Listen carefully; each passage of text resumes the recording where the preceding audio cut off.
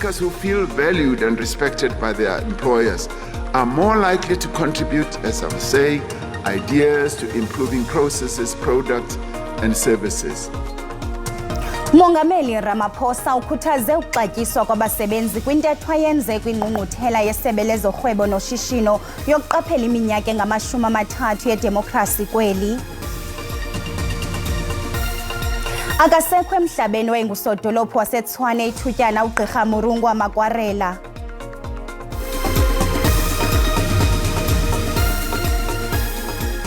Botani Mzikantu namhlanje livunyiwe idinga sikuphekela indaba ngolwimi lwakho lwenkobe masinirhabulise kwibhekile yasemini nje. Njengenxalenye yokubhiyozela iminyaka engama-30 yedemokhrasi yeli, iSebe lezoRhwebo noShishino lisindleke inkomfa yobunini bezabelo zabasebenzi kwiziko lengqungquthela eSandton eRhawutini. Umongameli Cyril Ramaphosa wenze udlwabevu lwentetha kule nkomfa ekhuthaza ukuxatyiswa kwabasebenzi kwaye bamfimfithe ngokulinganayo kubuncwane bendawo zengqesho babe nezabelo. Management teams at a high level would always have a double barrel type of earning opportunity. There are very high salaries as well as the dividends that they would earn from their share options. And workers only had their salaries. Umongameli uthi kubalulekile abasebenzi bafumane impatho elinganayo nezinxibamxhaka, bafumane amaqithiqithi babe nezabelo kuze basebenze ngokuzinikela.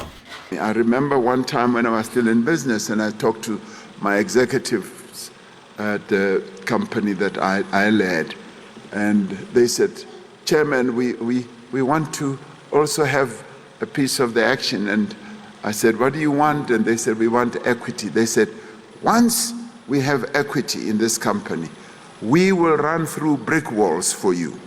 Uhlabele Mgama wathi abasebenzi abaziva bebalulekile kwaye bexatyisiwe ngabaqeshi baqhuba kakuhle ngeyona ndlela bancedise nangembono zabo. Workers who feel valued and respected by their employers are more likely to contribute, as I was saying, ideas to improving processes, products, and services. It is human nature that one is more inclined to contribute one's best efforts when one has a vested interest in the success of that particular venture. Uxinise ngelithi lenkomfa ngoko ingofakano milomo nabo bonke abachaphazelekayo kuquka amashishini, osomaqhuzu, osihlalo benkampani necandelo labasebenzi. Ilithuba lokaqambisa imbaluleko yobunini bezabelo zabasebenzi kwindawo abaxelenga kuzo. Ngalondlela uthi kuphuhla uqoqosho lelizwe. Obebhala kwindaba ze-SABC, Ndingundimphiwe Gift Nongqotho. Kutyhilwe ngokusesikweni oololiwe abatsha abangama-200 nobuchwepheshe bale mihla ophezulu. Umphathiswa wezothutho uSindisiwe Chikunga uthe iarhente yezothutho ngololiwe iPrasa ibuyisele ukusebenza kwenkonzo kwimizila emininzi nenkqubela phambili ebonakalayo eKapa eNtshona Koloni. I'm standing here outside the Fish station. We'll be boarding a train from here to Cape Town, and for it I've paid 9 rand. So I had 10 rand, I got a change of a rand. And that is what we refer to as affordable public transport. But also what we are seeing here today and which we are trying to achieve is a secure and safe efficient transport, public transport. These trains now we have installed, not only recovered the corridors, but we have also installed the signaling, which means now from every 20 minutes you can actually run a train from 3 trains in an hour to 9 trains in an hour, particularly during the peak hours. And that actually brings that feeling of efficiency by the people of South Africa from this area. And that is why we are here to experience it ourselves as to what people are experiencing. And believe you me, people appreciate the services that we are providing to them, but also the efficiency, the security that goes with these trains. Because remember, when you are in the train, the driver is able to see everything that happens occupants in the train, but also when the doors closes, you can't open them as the train is moving. That ensures the safety and the security of the people inside. In each train, we've got a security officer who takes care of the people, as we have them even at the station. So we have tried everything possible to ensure that there's the element of security, there's the element of safety, but also there's an element of affordability and efficiency and the state-of-the-art trains that we are making here in South Africa. And I just want to emphasize this point. These trains are not imported. They are being manufactured here in South Africa with the equipment and the material that we get from South Africa, with the artisans and engineers that are from South Africa.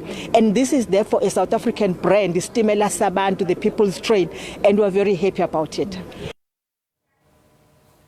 Kubanjwe umsitho wephondo laseGauteng ngotyikityo lokuthobela imiqathango yovoto uqinisekisa unyulo olukhululekileyo nolungenamkhethe. Igosa lephondo lekomishoni ezimeleyo yonyulo ligxininise ukuba unyulo olukhululekileyo nolungenamkhethe ngundoqo wenkululeko yaye IEC iyakungqinisisa ukulungela kwayo ukubamba unyulo lwajikelele nakumaphondo ngokwemiqathango yomgaqo-siseko. Today we stand before you to affirm our readiness to conduct an election which accords with the constitutional yardstick and in international norms and standards. Ukwabalule usasazo lolwazi ngovoto oluqinisekisiweyo ukuba lufikelele kuwo wonke ubani ngabo baqeqeshelwe oko ungekafiki umhla wonyulo wama-29 kukaCanzibe ukutsho ngoMeyi. Ukanti unabe nge-27.4 million yenani labantu ababhalisele ukuvota ukuza kuthi ga ngoku nani elo lingazange lakulo eli ukusukela kusungulo lobhaliso lonyulo ngo-1999. Kananjalo iphondo laseGauteng lelona linkqenkqeza phambili kwinani lababhalisele ukuvota ngomyinge ka-24% jikelele. Usihlalo we-IEC ugxininise ukuba ukuthotyelwa kwemigqaliselo yokuziphatha sisidingo ngexesha lovoto kweli nanjengoko unyulo lumele ilizwi loluntu yaye lusisiseko senkululeko ekwathi oko kuyinhlonipho kwimigudu eyenziwa ngamaqhawe namagorhakazi alwela lenkululeko futhi kuyingqinisekiso yekamva eliqaqambileyo kwisizukulwana esizayo. Adhering to the code of conduct is not merely an obligation we have because this code is in law. It is also a moral imperative that we have. It is about upholding the dignity of our democracy, honoring the sacrifices of those who fought so hard for our freedom. We must ensure that a better future for generations to come after us is indeed sustained. Ukhankanywe umhla wama-27 kwekaTshazimpunzi uApril ukutsho njengobalulekileyo nanjengoko eli lakube lifinca 30 weminyaka laxhamla inkululeko yokuvota. Ndimlo Lilitha Ntsundwani kwiindaba ze-SABC. Owayesakuba ngusodolophu wesixeko saseTshwane uGqirha Murungwa Makwarela uswelekile. Isithethi sekhaya uAdil Dube uthe uMakwarela nobengaphila ngokwexeshana ungeniswe esibhedlele waze wasweleka ekuzeni kusa kwanamhlanje. uGqirha Murungwa Makwarela nowayengusomlomo webhunga lomasipala uMbaxa eTshwane wonyulwa kwisihlalo soba ngusodolophu ngo-2023 engena ezihlangwini zikaRandall Williams. Zange kube ntsuku zatywala le ndedeba yalahla kwesi sihlalo ngenxa yezigigaba ezathi zamlandela emva kokunyulwa kwakhe. Wasishiya esi sihlalo emva kokuphanza ukuveza impepha ezibonisa ukubhanga kwakhe kwibhunga lalomasipala. uMakwarela ebekwa ngumpostile kwisebe lisePitoli lenkonzo iRighteousness of God Ministries. Ebethanda ke ukubhala imiyalezo yokukhuthaza abantu kumakhasi onxibelelwano mihla nezolo. Umyalezo wakhe wokugqibela ebewufake izolo. Ngexesha lokubizwa kwakhe ngasentla uMakwarela ebesajamelene namatyala liqela olwaphulomthetho kwinkundla yamatyala aphathelene nezoshishino ePitoli. Wanga umphefumlo wakhe ungaphumla ngoxolo. Urhulumente uthi uza kujolisa kuqeqesho lolutsha kwizakhono zamacandelo okulima kunye nezokhenketho kwiphulo lokulwa intswelangqesho. Umphathiswa wezemisebenzi nengqesho uThula Sinxesi obekwiphondo laseFreystata nalapho yokusungula le nkqubo kulindeleke ukuba kuvuleke imisebenzi engaphaya kwesiqingatha sesigidi kweli jikelele. Kwemisebenzi kweli loMzantsi Afrika kuthe gqolo kuthwaxa uqoqosho lweli. Kunjalo nje bayinkitha abafundi abanemfundo enomsila abasokola ukufumana ingqesho esisigxina. Kwikota yesine ngo-2023 iphondo laseFreystata belikumi ingaka-37% wentswelangqesho. Uninzi lwabo lungabantu abatsha kwaye sele bebona kumnyama ngaphambili kungekho themba. On the scarcities of jobs, why not focus on the possibilities of creating them? Urhulumente uthi uzama kangangoko ukuvula imisebenzi yexeshana kunye nesisigxina. Kuza kuqeqeshwa nolutsha ukuba lufumane izakhono ezidingekayo kumasebe abalulekileyo kweli afana nezolimo kunye nezokhenketho. This program is about the massification of skills of our young people in the different industries, from agriculture to ICT, to tourism, to construction and so on. Osoqoqosho bathi ingaphaya kwama-700 imisebenzi engaphela ngenxa yokuqhwalela koqoqosho. For the past 5 years, we had so many youth that were unemployed, others were qualified, but they were never given the opportunities to be employed because the employers would always want skills, experience. Iphondo laseFreystata lelesihlanu ukusungula eliphulo.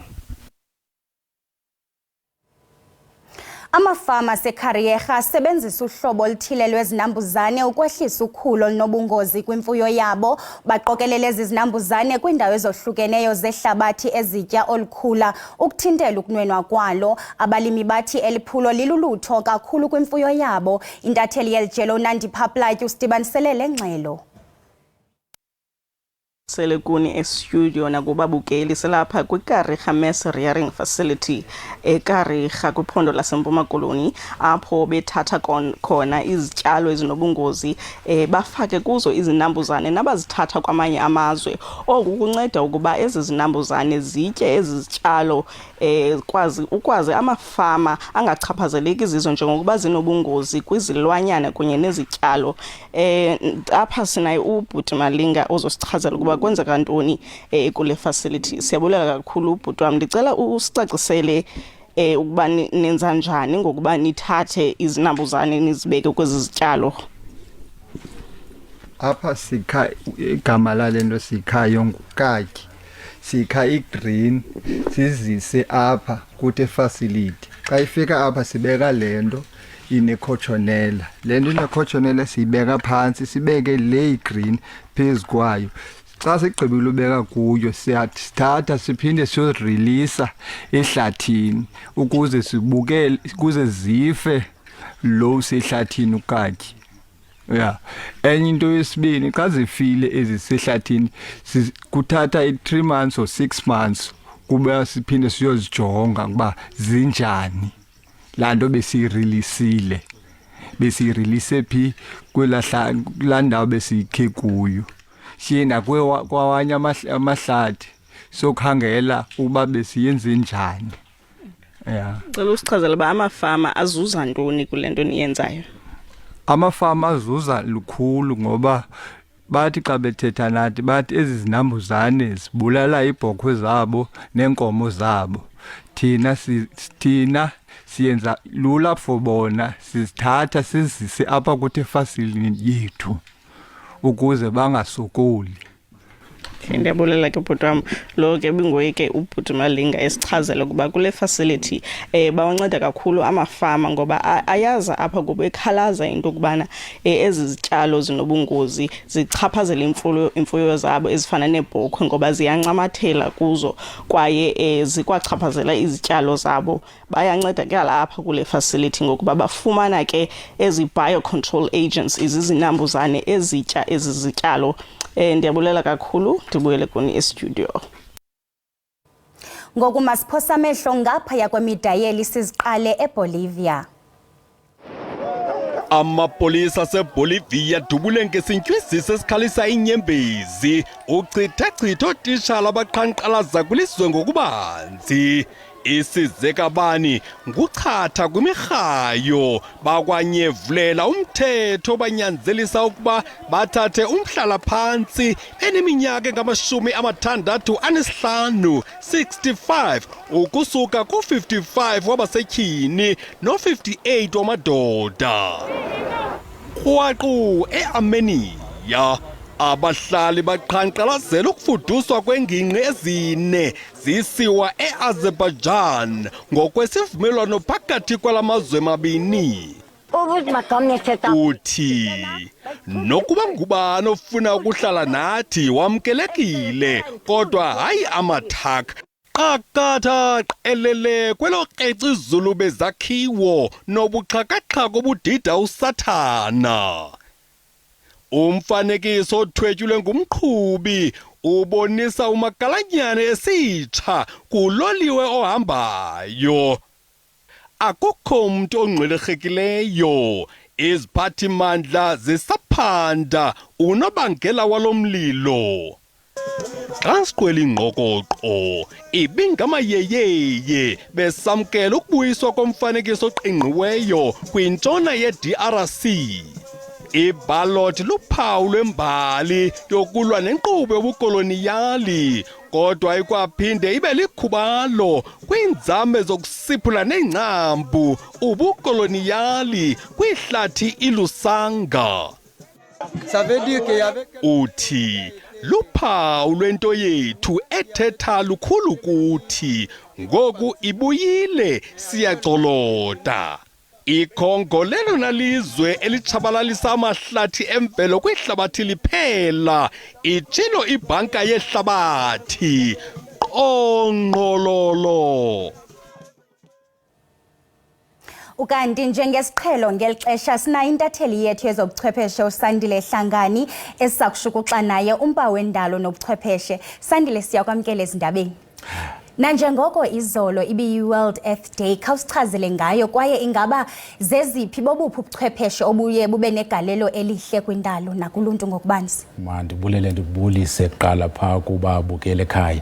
Okokuqala nje amazwe amaninzi aye athatha isigqibo sokokuba azawuthatha inxaxheba ekukhuseleni umhlaba lwasiphila kuwo. Enye yento ayenzayo ke kukuba a-introduce izinto sithiwa zii-electric cars okanye iimoto zombane. Iimoto zombane sizawuzazi ke ukuba azisebenzisi i-oil, okwesibini azisebenzisi ipetrol. Sizawuyazi ke ipetrol ukuba into yenzayo apha emoyeni iyawungcolisa umoya kwakunye ne-oil. Okwesithathu ziyenza lento kuthiwa ingxolo, especially eza moto zibizwa ngoba zivropha. So amazwe amaninzi ke ukusebenzisa i-manufacturing, ezi companies zimanufacture imoto okanye zokha imoto ukusukela ngo-2030 zizawuyeka ke ukwenza ezi moto zisebenzisa ipetrol kwakunye ne-oil. Okwesibini ke sinalento sithi yi-hydroponic farming. I-hydroponic farming ke yila farming sisebenzisa i-buildings ezinde, sifame okanye sityale izityalo phezu kweza buildings. Zinceda ekutheni ke ziyawuseva umhlaba ngoba zithatha space esisisebenzisayo sokokuba kokhiwe kuzo. Okwesibini ziyawonga amanzi. Ungakwazi usebenzisa amanzi ayi-1 okanye ungawatshintshanga amanzi for i-period yenyanga ezintathu ungawatshintshanga lo manzi. Okokugqibela yisola. Sizawuyazi nesola ke isebenzisa amanzi amancinci kwaye ayinayo le nto sithi kukungcolisa umoya. Abantu ke bayakwazi ukuphefumla umoya ococekileyo. Siyabulela kakhulu Sandile ngexesha lakho. Xa siqoshelisa lo vimba imemelela isebe lezemfundo kwiphondo ibhodi yesikolo samabanga aphantsi iDuma ePinari eMpumalanga ukuba lifezekise isithembiso salo sokubiyelwa kwesikolo oku kusemva kokuqhekezwa kwesikolo kule mpelaveki iphelileyo. Ngokwebhodi yesikolo abophuli-mthetho baqhekeze bathatha ukutya okulungiselelwe inkqubo yokondla abafundi. Abafundi besikolo samabanga aphantsi iDuma bagoduswe emva kokubiwa kokutya kwenkqubo yokubatyisa. Abaphangi baqhekeze kwiofisi yolawulo lwesikolo besebenzisa izixhobo bade bangena nakumnyango wokhuseleko. Bashiye oku ngelixa besenza umkhuba wabo ngexesha lasebusuku. Ibhunga lolawulo lwesikolo lixhalabile. Lokubaluleke kakhulu esikhala ngako simtimba walesikolo, sikhala nge-safety yalesikolo, security. Lesikolo asina fence, asikaphephi. Lokunye kwesibili futhi sicela nge-security. Isebe lezemfundo kwiphondo livakalise inkxalabo ngeziganeko kwaye lihlabe ikhwelo kubahlali kuba bazikhusele izikolo kwiindawo abahlala kuzo. Funda nokufundisa kungachubeki ukuthi bayenzeka ezikoleni zethu. Siyacela funda kumphakathi ukuthi bangathengi izinto ezitshontshiwe ngoba lokho kunendlela ukuthi kuyenza ukuthi lokhu kutshontshwa kuchubeke kuye phambili endaweni zethu. So lenza amalungiselelo ukuthi kusukela kusasa lokudla okutshontshwela abantwana bakhona ukuthi bakuthole lokunye ukudla kuzokufunda nokufundisa kuchubeke kuye phambili lapha kule ndawo. Kuvulwe ityala emapoliseni asekuhlaleni ukuza kuthi kangoku akukabanjwa mntu, uphando luyaqhubeka. De kube lilixa lizayo, kamnandi into zakuthi.